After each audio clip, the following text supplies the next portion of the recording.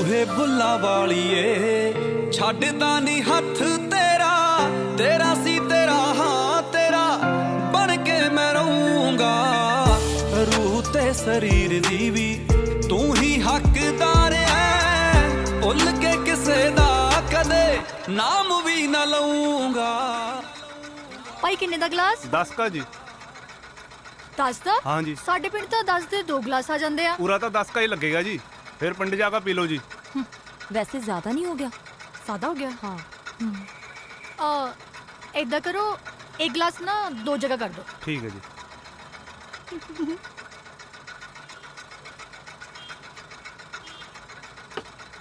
ਸੂਹੇ ਬੁੱਲਾ ਵਾਲੀਏ ਛੱਡਦਾ ਨੀ ਹੱਥ ਤੇਰਾ, ਤੇਰਾ ਸੀ ਤੇਰਾ ਹਾਂ ਤੇਰਾ ਬਣ ਕੇ ਮੈਂ ਰਹੂੰਗਾ।